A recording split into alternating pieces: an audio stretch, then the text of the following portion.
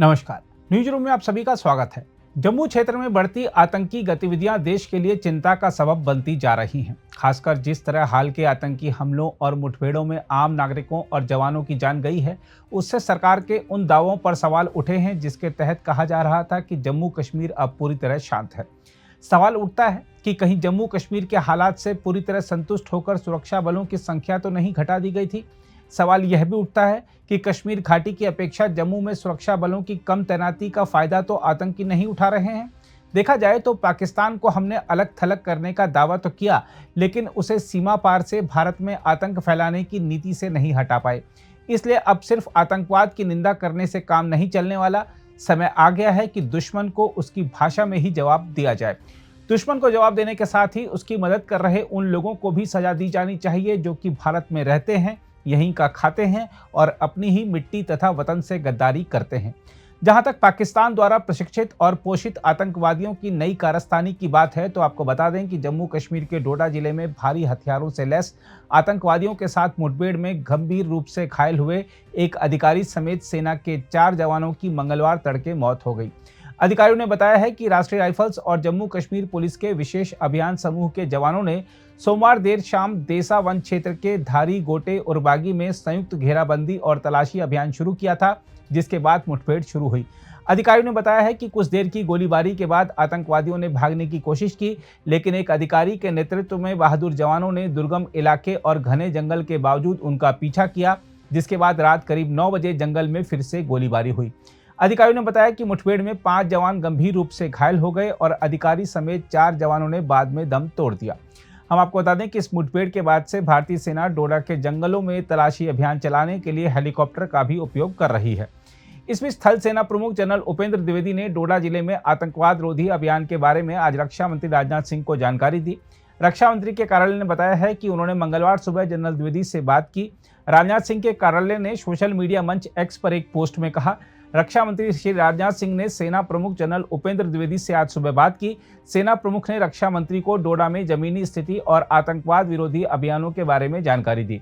जहां तक इस मामले को लेकर आ रही प्रतिक्रियाओं की बात है, तो आपको बता दें कि जम्मू कश्मीर के उपराज्यपाल मनोज सिन्हा ने ट्वीट किया है, डोडा जिले में हमारी सेना के जवानों और जेकेपी कर्मियों पर हुए कायरतापूर्ण हमले के बारे में जानकर मुझे गहरा दुख हुआ है। हमारे राष्ट्र की रक्षा के लिए सर्वोच्च बलिदान देने वाले बहादुर सैनिकों को श्रद्धांजलि। शोक संतप्त परिवारों के सदस्यों के प्रति मेरी गहरी संवेदनाएं। हम अपने सैनिकों की मौत का बदला लेंगे और आतंकवादियों और उनके सहयोगियों के नापाक मंसूबों को विफल कर देंगे। वहीं केंद्रीय मंत्री डॉक्टर जितेंद्र सिंह ने कहा है, मेरे लोकसभा निर्वाचन क्षेत्र में डोडा जिले के डेसा क्षेत्र में सशस्त्र मुठभेड़ की खबरों से बहुत परेशान हूं।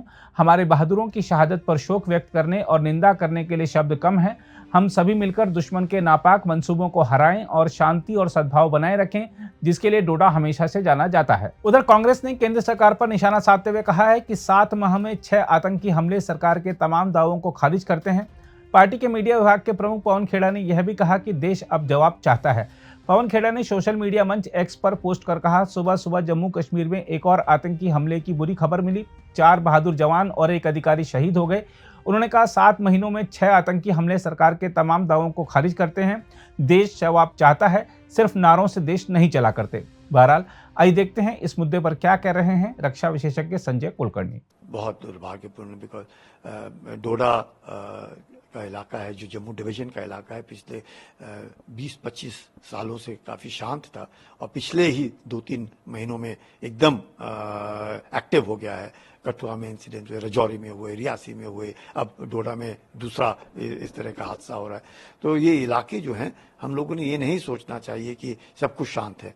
ये इलाका दोबारा पाकिस्तान इसको इसलिए मैं कहूँगा एक्टिव करने की कोशिश कर रहा है क्योंकि पाकिस्तान को कोई सक्सेस वैली में नहीं मिल रहा है और कश्मीर घाटी के अंदर भी अब लोगों को इस बात का एहसास हो गया है कि जो है डेवलपमेंट के ऊपर जितना सरकार जोर दे रही है, अच्छे रास्ते बन रहे हैं, टूरिस्ट 2 करोड़ से ज़्यादा टूरिस्ट जा रहे हैं और वहाँ पे जिस प्रकार से इकोनॉमिक एक्टिविटी हो रही है, उसको देखते हुए कश्मीर घाटी में अब शायद लोगों को इस बात का एहसास हुआ है कि मिलिटेंसी से, टेररिज्म से उसको कुछ मिलने वाला नहीं और पाकिस्तान को भी जो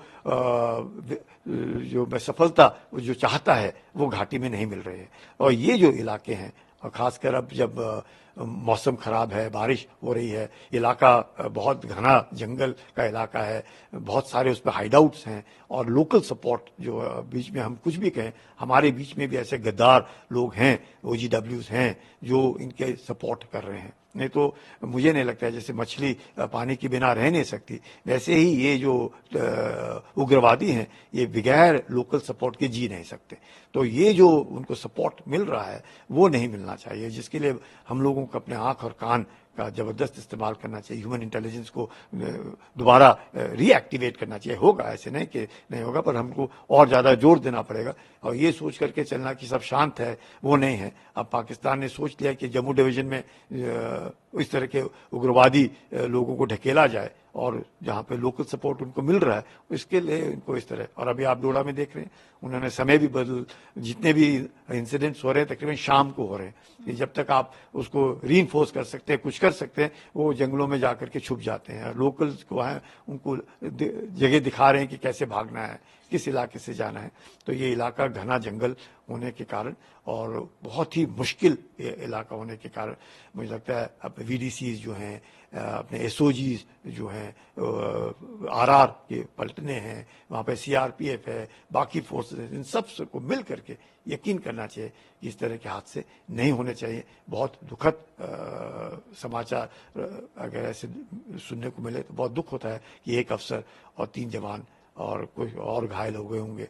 तो इस तरह का हादसे नहीं होने चाहिए। देखिएगा, सरकार तो पूरे कदम उठाती है, हम लोगों ने, हम जो जमीन पर हैं, हम लोगों ने यकीन करना है कि इस तरह के हादसे नहीं होने चाहिए। और ह्यूमन इंटेलिजेंस हुआ, इलेक्ट्रॉनिक इंटेलिजेंस हुआ, यकीनन जो मीटिंग्स होती हैं सिनर्जी बिटवीन बाकी जो हैं उनके द्वारा, तो सरकार ने यकीन करना है कि ये जो फ्री फ्लो ऑफ इंफॉर्मेशन है, चाहे वो फौज और सेंट्रल आर्म पुलिस फोर्स के बीच में है या पुलिस के नॉर्मल लोकल पुलिस के बीच में है, SOGs के बीच में है, VDCs के बीच, ये फ्री फ्लो ऑफ इंफॉर्मेशन जो है वो आना चाहिए लोगों के बीच में। हम लोगों ने फिर से वो एक कॉन्फिडेंस बिल्डिंग मेजर जिसे बोलते हैं, winning the hearts and minds बोलते हैं, वो बहुत ज़रूरी है। लोगों को लगना चाहिए कि वो कहीं पर भी जाकर के बता सकते हैं।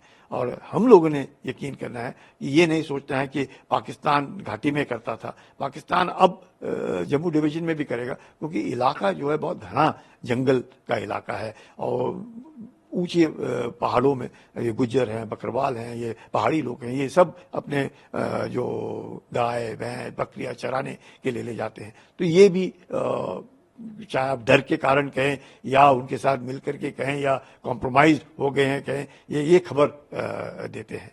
तो इनके ऊपर भी नज़र रखना बहुत ज़रूरी है। इलेक्ट्रॉनिक इंटेलिजेंस जो गैदरिंग है वो ज़रूरी है, ह्यूमन इंटेलिजेंस जो है वो ज़रूरी है।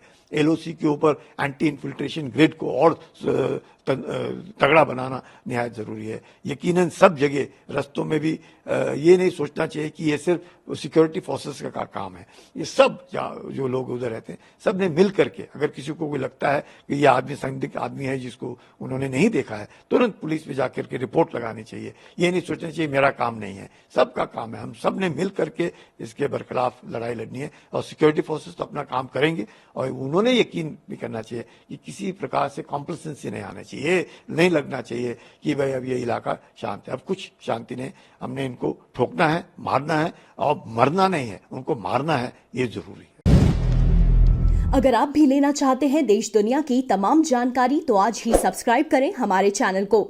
साथ ही नीचे दिए बेल आइकन को जरूर दबाएं ताकि हर अपडेट आप तक पहुंच सके।